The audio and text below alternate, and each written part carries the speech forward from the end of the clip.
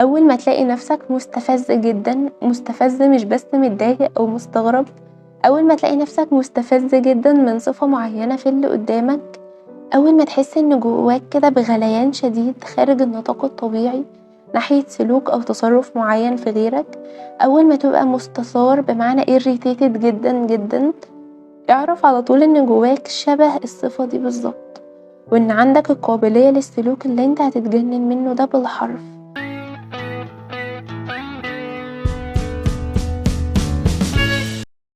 كل حدث بيحصل وكل موقف، كل كلمة وجملة وتفاعل بيكون ليهم معنى في دماغك.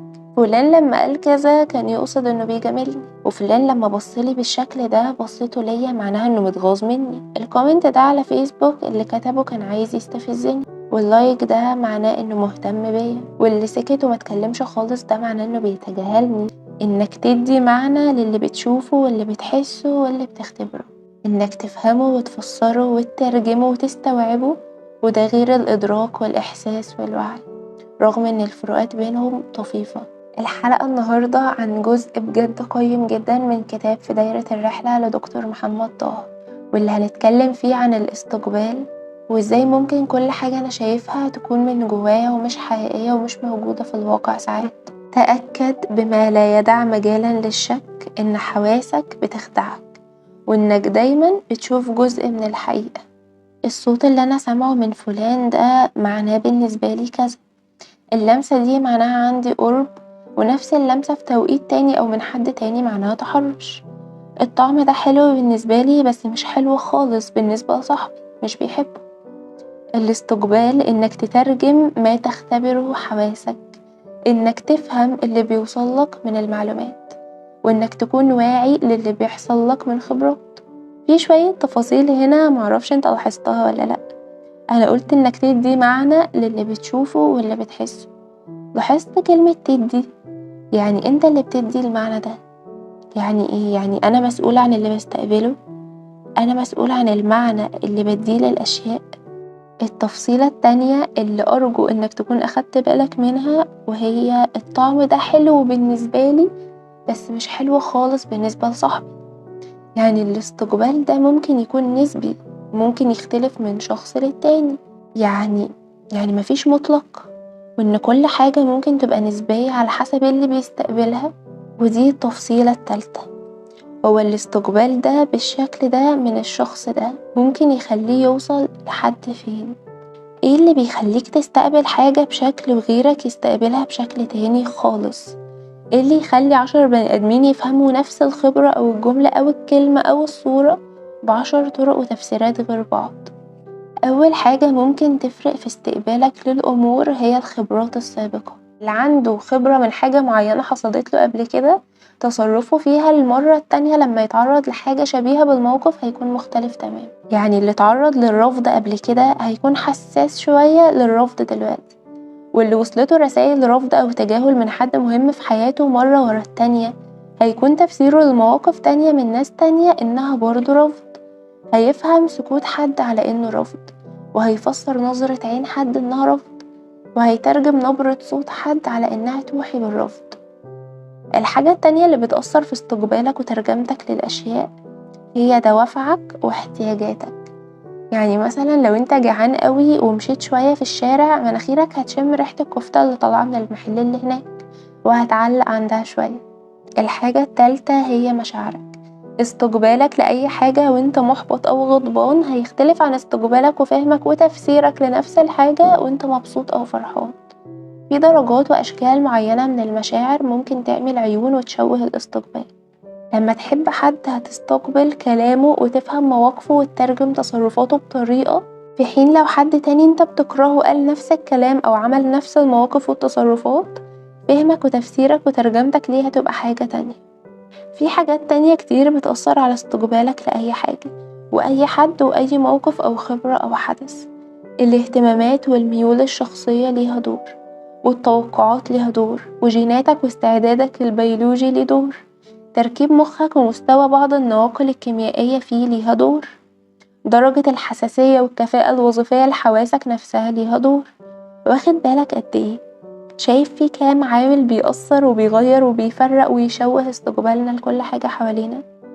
انت عارف ان احد الابحاث العلمية وجدت ان بعض الاطفال بيتولدوا عندهم تغيير تشريحي معين في واحدة من مناطق المخ بيخليهم يستقبلوا الوجوه الحيادية اللي هي ما بتديش انطباع لا حلو ولا وحش، اللي بتعبر عن شعور معين على انها وجوه غاضبة. تصور ان الاطفال دول بيوصلهم ان ابوهم او امهم غضبانين منهم برغم ان ابوهم وامهم وشهم حيادي ومش بيبعتوا ليهم اي اشارات او علامات او تعبيرات فيها غضب اصلا. تخيل قد ايه ده ممكن يكون بيأذي نفسيتهم وينتهي بيهم لعدد لا حصر له من المشاكل والاضطرابات النفسية. متخيل ان حد ممكن يكون بيستقبل حاجة انت ما بعتهاش اصلا؟ كل الحاجات اللي فاتت دي هي العوامل الموجودة فيك انت كمستقبل، في الشخص اللي بيحس ويترجم الاشارات والمعلومات والمواقف.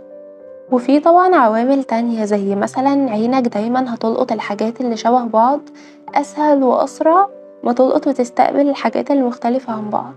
لما تروح عند فكهاني عينك هترتاح للنظر لصفوف التفاح المرصوصة مع بعض أكتر من كام تفاحة يعني مبعثرة بين الرفوف. عشان كده المحلات والسوبر ماركت وغيرها بيرصوا الحاجات اللي شبه بعض مع بعض، لأن ده بيسهل ويسرع استقبالها وبالتالي بيعها غالبا من غير ما يعرفوا أو يقصدوا كده أصلا.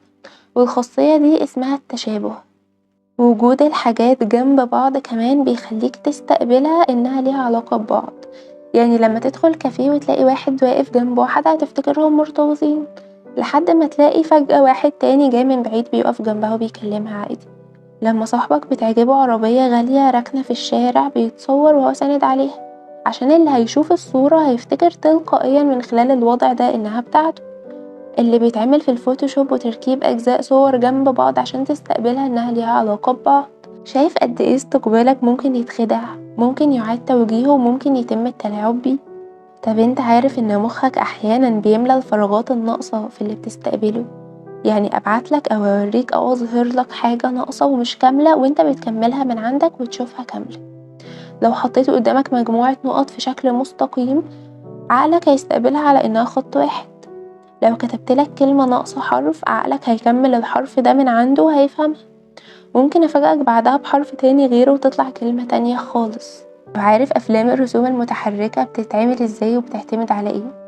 مجموعة كبيرة جدا من الرسامين بيرسموا عدد كبير جدا من الصور والمشاهد اللي بتتعرض بالتتابع على الشاشة، ويجي عقلك وانت بتتفرج يكمل أجزاء الثواني اللي بين الصورة والتانية عشان يشوف المشهد كامل. بيكملها من عنده ومن توقعاته. حتى الاستقبال بالليل غير الاستقبال بالنهار، وفي النور القوي غير في الإضاءة الخافتة، وفي الحر غير في البرد، ولما تكون لوحدك غير لما تكون وسط مجموعة. واستقبال الشيء الثابت غير استقبال المتحرك والمتغير، واستقبال حاجة لأول مرة غير حاجة استقبلت زيها قبل كده.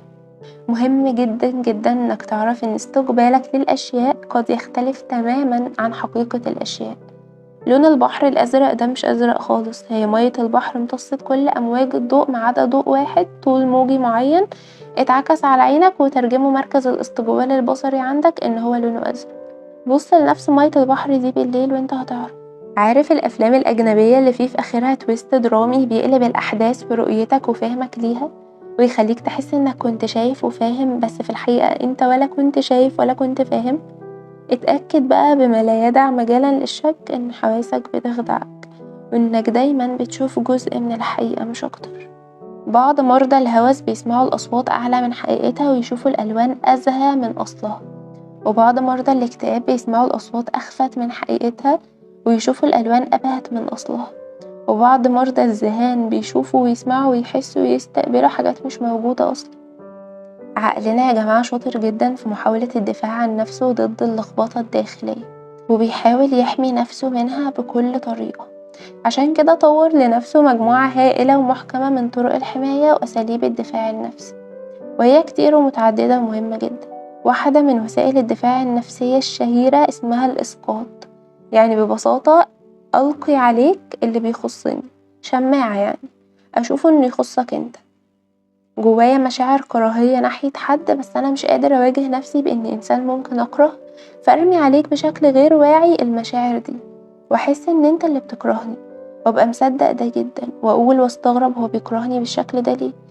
جوايا مشاعر زهق وعقلي مش عارف يتعامل معاها وعايز يتخلص منها فيرميها على حد تاني ويقوله هو انت ليه زهقان كده. مشاعر غضب، أنانية، حب، مشاعر عجز، طمع، ذنب، أي نوع وأي شكل من المشاعر أو الدوافع أو النزاعات. موضوع الإسقاط ده حكايته حكاية كبيرة قوي، لأنه تاني وسيلة دفاعية بنستخدمها في حياتنا من بعد ما نتولد بأيام أو أسابيع. هدية غالية جدا بيقدمها لنا عقلنا في الوقت المناسب، ودرع واقي وقوي وفعال يخلينا مش بس نتخلص من مشاعر مش عارفين نتعامل معاها، لأ ده احنا بنشوف انها ما كانتش موجودة جوانا اصلا، هي مش بتاعتنا. والهدية دي زي ما قلنا اسمها الإسقاط، وهنا وظيفته مفيدة بالنسبة للطفل وتمام وكل حاجة. اللي ممكن يكون مش تمام هو انك تستخدم الإسقاط ده وانت كبير وبشكل خارج النطاق الطبيعي المناسب. بدل ما تقول انا غلطان تقول انت اللي غلطان، بدل ما تقول انا مسؤول تقول انت اللي مسؤول. تشوف ان فلان مستقصدك وعلان ده اناني قوي والبنت دي هي اللي بتدعوك للتحرش بيها وهي المسؤولة عن تعديك عليها. يعني تستخدم الإسقاط كوسيلة للتخلي عن مسؤولية مشاعرك وأفكارك وتصرفاتك واندفاعاتك، ترميها براك بدل ما تحتويها جواك، تلقيها على الآخرين بدل ما تنسبها لنفسك، تتخلص منها بدل ما تحاول تواجهها وتحلها وتشوف هتعمل فيها ايه. الإسقاط لما يستخدم في غير مكانه وفي غير توقيته وفي غير جرعته المناسبة ممكن يعمي صاحبه عن نفسه ويشوه استقباله تماما ويخليه يصنع عالم كامل من الوهم ليس له أي علاقة بالحقيقة، أو في أحسن الأحوال علاقته بالحقيقة ناقصة وغير دقيقة. يعني ممكن يكون الواحد شايف في الناس حاجات مش موجودة فيهم. طب هل ممكن الواحد يكون مترجم بعض المواقف والأحداث بناء على اللي جواه مش على حقيقة اللي حصل؟ طب ده معناه ان رؤيتنا للعالم ممكن تكون مشوهة بدرجة أو بأخرى؟ طبعا موضوع الإسقاط مش مجرد وسيلة دفاع نفسية، لأ هو ظاهرة حياتية يومية بنعيش بيها ونتأقلم على بعض الصعوبات عن طريقها، وممكن بمزيد من الوعي نعرف عن نفسنا أكتر من خلالها. نحن لا نرى الأشياء كما هي بل نراها كما نحن أنفسنا، وكل يبحث عما يعكس داخله. والدعاء الشهير اللي أحب أذكره دايما اللهم أرنا الأشياء كما هي. كل دول بيوصفوا نفس المعنى وبيشيروا إلى نفس المفهوم، نحن نسقط بعض ما بداخلنا إلى الخارج ثم نحبه أو نبحث عنه أو نراه أو لا نراه. طب هو ما ينفعش يكون اللي قدامي فيه بعض الصفات اللي أنا بسقطها عليه فعلا؟ يعني يكون فعلا طماع أو فعلا مؤذي أو فعلا أناني أو فعلا أي حاجة من اللي أنا فعلا افترضتها عليه، ممكن يكون هي فعلا الصفة دي موجودة فيه؟ طبعا ينفع وبيحصل كتير. طب أعرف منين بقى اللي أنا حاسه ده تبع غيري ولا تبعي أنا؟ أفرق إزاي بين حقيقته وبين اللي رميته عليه؟ مين الأصل ومين الصورة؟ فين الحقيقة؟ إزاي أشيل الغمامة دي من على عيني؟ أولا أول ما تلاقي نفسك مستفز جدا، مستفز مش بس متضايق أو مستغرب، أول ما تلاقي نفسك مستفز جدا من صفة معينة في اللي قدامك، أول ما تحس إن جواك كده بغليان شديد خارج النطاق الطبيعي ناحية سلوك أو تصرف معين في غيرك، أول ما تبقى مستثار بمعنى irritated جدا جدا، اعرف على طول إن جواك شبه الصفة دي بالظبط، وإن عندك القابلية للسلوك اللي انت هتتجنن منه ده بالحرف، وإنك غالبا شايف جزء منك زي ما انت شايف جزء منه، وإنك محتاج تراجع نفسك وتقف معاها وقفة. وعلى الجانب التاني أول ما تلاقي نفسك مبهور بحد وشايفه فوق الوصف وبعد الخيال، أول ما تلاقي نفسك طاير بحد فوق السما ومعدي بيه كل الحدود، اعرف برضو إنك رامي عليه أجمل ما فيك وشايف فيه كل ما تتمنى إن يكون مثاليا فيك. نحن نقدس في الآخرين ما لم يقدسه أحد فينا. طب وبعد ما اكتشف ده وراجع نفسي برضو إزاي أشيل الغمامة دي من على عيني؟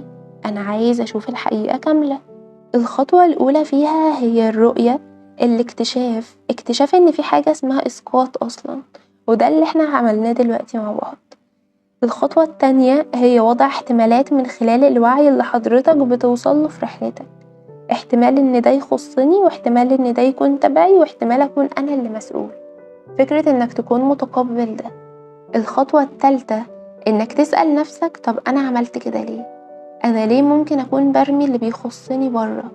ليه مش قادر أقبله؟ ليه مش عارف أواجهه؟ إيه الخطأ أو الصح فيه. والخطوة الرابعة إنك تتأكد بقدر الإمكان وتقر وتعترف قدام نفسك وبمنتهى الرحمة إنك الصاحب الأصلي للي انت ألقيته خارجك، والمالك الأصيل ليه، والمسؤول الأول عنه. أما الخطوة الخامسة والأخيرة لو اتأكدت من ده، هي إنك تسترجع كل ما أسقطته للخارج إلى داخلك مرة أخرى، تعيد امتلاكه وتحتويه وتستوعبه وما تتهربش منه، تتحمل مسؤوليته وتشوفه في نفسك وتنسبه ليها، وتحاوره وتجادله وتحاول تقبله وتحله وتعالجه.